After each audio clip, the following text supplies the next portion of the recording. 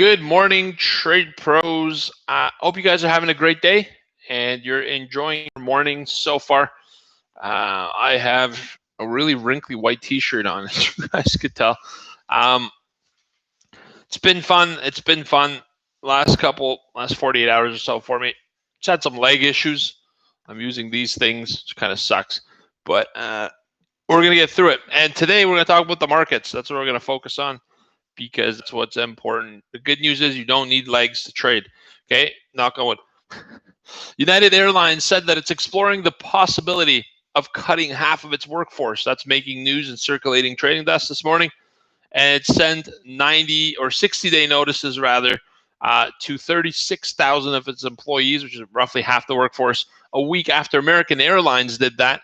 All right, and said that they're going to probably be looking to lay off as many as 20,000 of their staff, right? Those are huge layoffs for an airline industry, which it's really tough to know how they're going to bounce back or what the plan is going to be. People aren't traveling as much because of fears of the pandemic, all right? They're not planning to travel. A lot of trips have been canceled, and so it's really rough for the airline industry out there. So that news will probably push down airline stocks in today's market if it hasn't already in pre-market quotes, and that's something we're looking to track along with, all right? In other news today, we've seen initial jobless claims going. They came out at 1.314 million. So 1.314 million people filed for unemployment insurance. That's what these numbers mean. The expectation was 1.375. So the actual was lower than the expectation, and that's a good thing. All right. The previous number was 1.41 million. And so just about 100,000 people filing for unemployment less than last week. So these are weekly numbers. Now, I know that sounds astronomical and it's huge, etc. Here's the exciting numbers. All right, these are the ones not many people talk about, but to me, they're more important than the actual headline numbers. At 8:30, we also got continued jobless claims. This means how many people are continuing to file for unemployment claims. You can have 1.3 million on a weekly basis, but of those people, how many people are claiming them multiple weeks? Because if they're getting employment benefits multiple weeks, it means they're not working. Okay, some of the people who file for unemployment could go back to work. So that rolling average of continued claims is what's most important for the market here. That comes in at 18 million people. Okay, so the actual numbers came in at 18.06.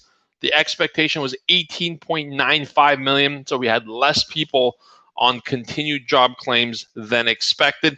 It's an astronomically big number by any other historic comparison of these numbers. But this is like an unprecedented event that's been happening. So, they're skewed to a really high amount to begin with. So even though it's high as a total, it's less than expected. So it's actually a good thing. Okay, the previous numbers were 19.92 million. So they were higher. And they were actually revised lower this week to 18.76. So, which is actually, even though it's a lower revision, that's not a good thing, because if it was only 18.76 last week, then this week it's 18.06. There's less of a decline. So what you need to know, basically, if you put these numbers together, is that less people are filing for employment and insurance benefits or unemployment benefits than before on a weekly basis, and less people are staying on it, which means more people are going back to work. All right, and that's an encouraging number, sort of. Okay, if you strip away the fact there's 18 million people still unemployed. In other markets or other news, in Asia, Japan's up 0.4%, Hong Kong's up 0.3%, China's up 1.4%, India's up 1.2%. In Europe at midday, London's down 0.7 of a percentage point, Paris is up 0.1%, and Frankfurt up 1.2%. So mixed markets across the board, up in the Asian session, with the exception of the UK, up in Europe, and US is sort of mixed. All right, it has kind of rallied up to its prior day close.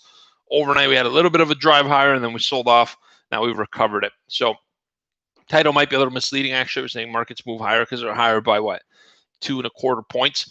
But it is higher, and this unemployment number put in a little bit of life into the stock market. So we're going to see what we get here. There's a big resistance that we're pinned at. The trip down to the 25 yesterday was interesting. That was a great support level that held. One of our members in the trading room, they're trying to remember who it was. I know who they are, just remember their name. I forgot their name. Brian. It was you, Brian. Are you in here in the trading room? I thought about you yesterday. Let me see. Is Brian in here? Can you say hi if you're here, Brian? said I'll handle it differently if you're not. No, sorry, Brian, not that Brian. But you're great too, Brian. You know, love, joy, and happiness to you, my brother. Anyways, he's not there. He said to me yesterday, he goes, watch that 25 even. I was like, wow. All right. And we got down to 25 half yesterday. So we have some really good traders in our room. Brian's tend to make good traders for some reason. I don't know why. Don't ask me. I don't make this stuff up. Anywho, so we got down at 25 as support. We couldn't really push it lower. Markets have recovered. Really interested to see what happens today. You got quite a bit of inventory to the upside, which means we might try to explore up into these high 80s, low 90s on the ES. It's going to be interesting there. Okay, crude oil is down 0.3%. Gold prices are flat for the day, holding above 1,800, up to 1,822. That's insane. In the high 20s at one point. Bitcoin down 1%, but still hanging around that low 9,000 to mid 9,000 number. That's great. Okay, today on the economic calendar, we have wholesale trade top of the hour, 10 a.m. Not a major economic update, but it's one nonetheless. We have natural gas numbers at 10:30. Fed's Bostic is speaking on the prescription fiscal policy for the COVID-19 economy. Something might come out of that. That's at 12 p.m. 1 p.m. results of a $19 billion 30-year note auction, and 4:30 money supply and Fed balance sheet. The Fed balance sheet is going to be important here. All right. Tony's make good hairdressers, Mario. I see the comment on YouTube. I find Tony's are fantastic hairstylists. Not just like barbers. Don't offend barber Tonys. Just hairstylist Tonys. They're fantastic. I only go to Tony for my hair. George did this one, and it's not that good. So, anywho, back to this.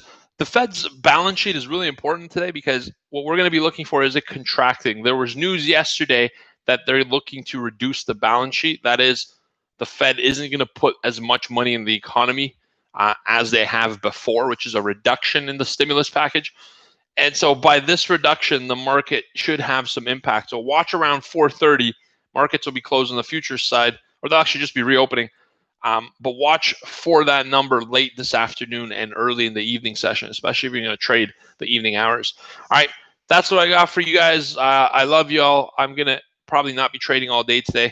I may not even put in a trade. I got an appointment doing ultrasound. I don't know. My knee just, for some reason, just started to hurt out of nowhere. I injured it skipping.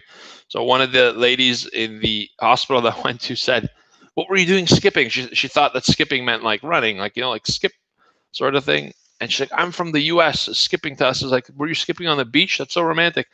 I'm like, "No, like jumping rope." It was really funny.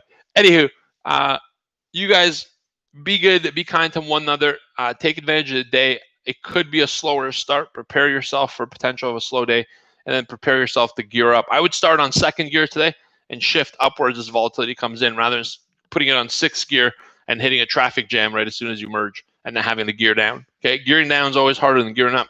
Just have a great rest of your day. I love you all. Be good, and let's open up a trading room with some oil and equity levels.